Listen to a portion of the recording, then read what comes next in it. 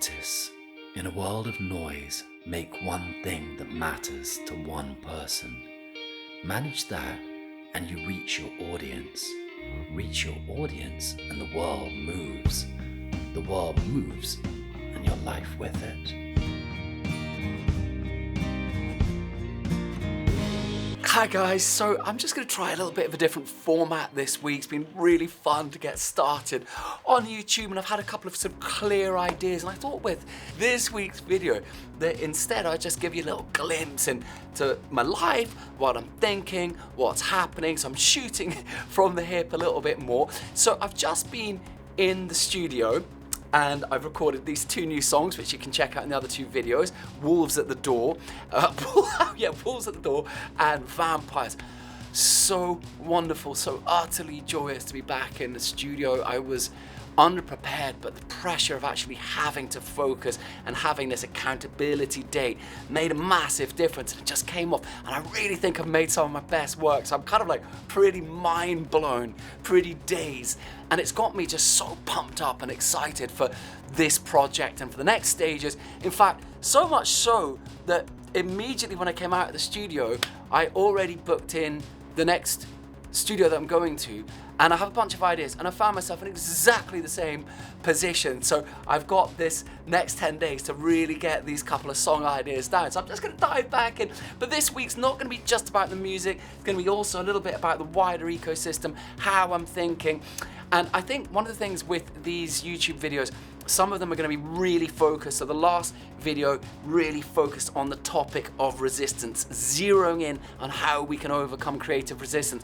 Whereas this week's going to be a bit more of a panoramic, looking at different things that are going on. So I've just brought in this box. I'm going to reveal that at the end of the video because I'm a very bad person, and tell you a little bit about what I'm thinking about with newsletters and where I'm going to take it with the YouTube video. Just dive into different stuff and we're going to smash it out and we're going to see what happens.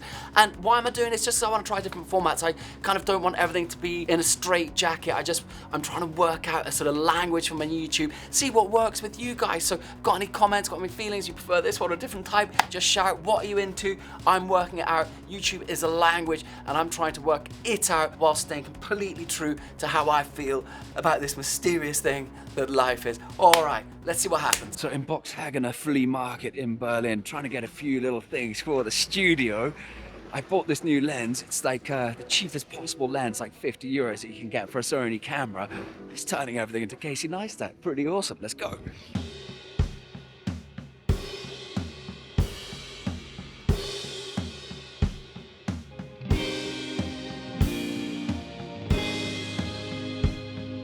So this is the lens. It's the 3.5 to 5.6, 16mm to 50mm. It's a little pancake lens. You can see it's really small. Entschuldigung, mein Freund. Wäre es möglich, diese Monets zu kaufen? Die Bild. Die Bild, ja. Ja. Ist es 2 Millionen oder? 2,5. 2,5, verstanden. 2 Millionen Euro. 2,5.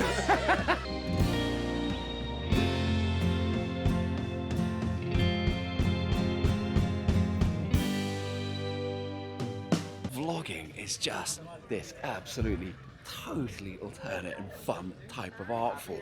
I just never quite appreciated it. It's just like you have this smash zoom and you just go in, out. And it just gives you a totally different vibe, like to get out of this kind of filmmaking type of aesthetic and much more into this rough and raw and ready, and it just brings alive a place because you find little details and you're shooting from the hip and you're just grabbing moments, and super fun. So anyway, let's see if we can find this broken earth.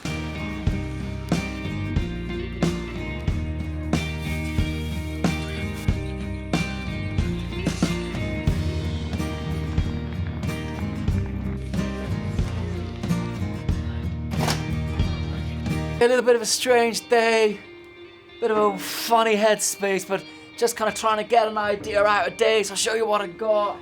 Don't really know what's going on, but I think it's called All Roads Lead to the Heart. All roads that lead to the heart, yeah they do, yeah they do. All roads they lead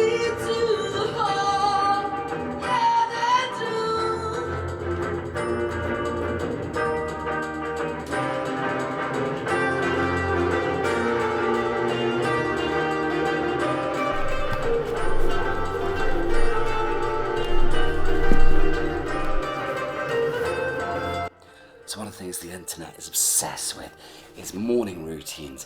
And I'm very, very skeptical about morning routines because it seems to me that morning routines are an excuse to do as many things as possible before you actually want to get down to what you really want to get down doing.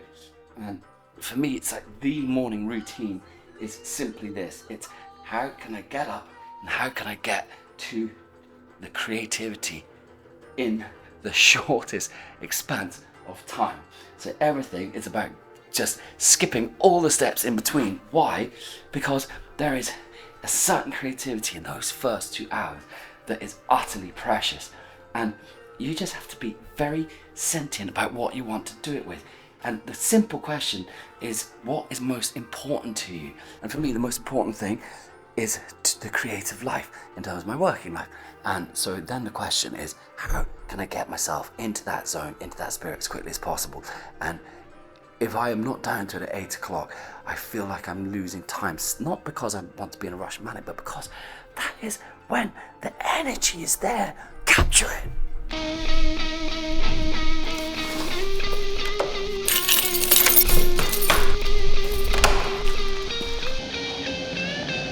Okay, so this week I'm doing a bit of a crash course through this video, so it's a bit of a sort of vloggity, but what I've been up to today, I've been very focused on the newsletter, right? And newsletters are something that I think most artists are sleeping on, and I've made the radical decision that I'm going to release all of my new music through my newsletter, through my Substack. Why? And there are quite a few different reasons, but one of the main reasons is that it hasn't felt like actually having a release for a while when it's sort of come out on the streaming platforms. It's kind of like you put all that love and effort into it, and it's kind of gone, and it's like, and I'm so like, how can I get the fire back into it? I've had a couple of songs that have done, really well on Spotify, and that's awesome, but it's just the feeling of release I used to have when I put out music hasn't been quite the same. So I'm trying to reconnect to the fire. So that's kind of one reason. But the other thing is that I just want to give maximum value to the people that most support me. And the people that most support me are the people that actually come into my ecosystem and subscribe onto the newsletter, because they know that that's where I put the main stuff that I put out into the world first. And recently I thought, I'm going to put the music on there first, because those are people that most support me, that give me the most back, give me the most comments, most love, and suddenly it feels like a new release again. And there are other reasons, which are, on the one hand, about actually the streaming platforms themselves and the major sort of issues that I actually take with their business models. And the second is also just about the opportunity in newsletters themselves. So I'm going to ramble on a bit about that today. Let's hope I don't go on too much, but we're going to get down to the studio. Let's go! So the beginning of every day seems to begin. I want to see the film that we do. I want to see it as well, man. Someone show it to me. So whenever I'm feeling a little bit sad or down, I go and see my friend Mariano, who is one of the great spirits here and who's always building stuff.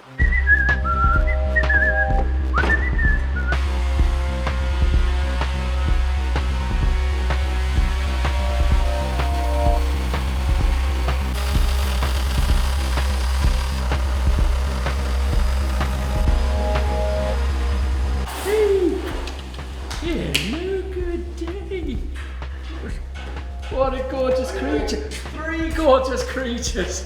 I miss you. I miss you too, man. How you doing? Every day I say to the void, you will not take me today.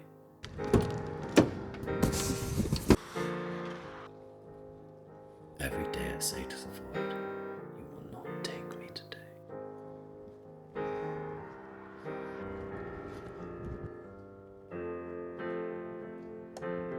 Every day I say to the void, you will not take me today.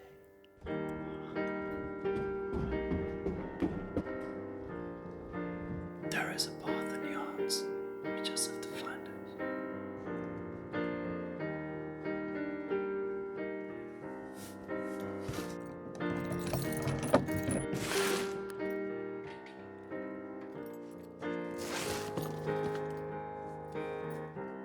Artists, it's a hard thing to tell you, but you're going to have to live outside hope a while. There's no way to teach it, no way to learn it. You have to live it. it's your test. Enduring it brings you to the elixir. Sharing it, your reward. If you feel dark today, you are in the game. On the threshold. Hold tight. You are closer to the light than you think. So what's in the box? We're about to have a look, but I sold my best camera because it was not quite fitting the purpose. Anyway, let's take a look, shall we? Can you see? Okay. I've always thought that doing this kind of unboxing stuff was a bit naff, so it's kind of ironic that I'm doing it. There we go.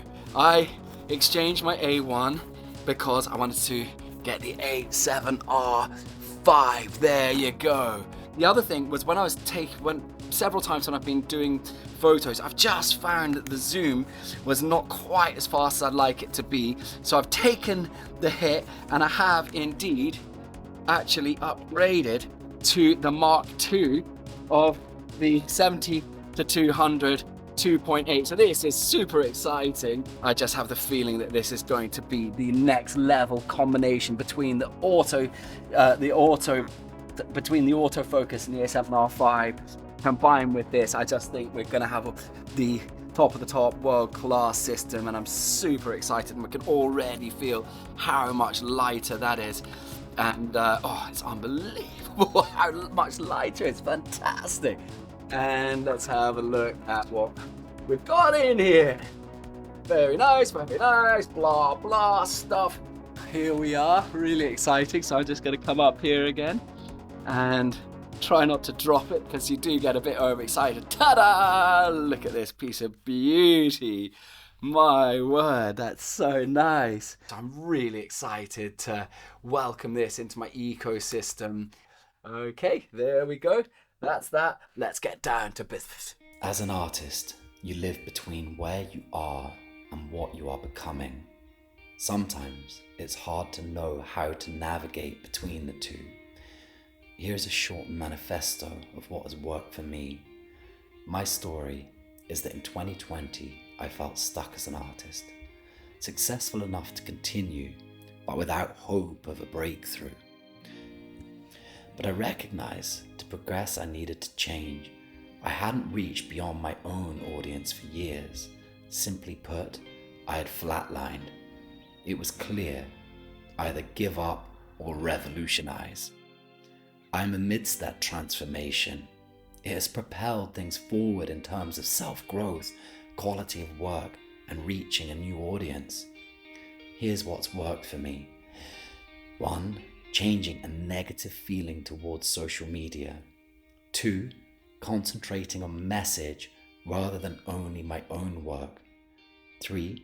Deciding to give more of myself. 4. Learning from younger artists. 5. Committing to helping people. 6. Developing consistency. 7. Forging mental resilience. 8. Finding peace in the process. 9. Undergoing the torment of learning to vlog. 10. Recognizing language as a superpower. I hope this little manifesto and these personal points might help whoever needs to hear it.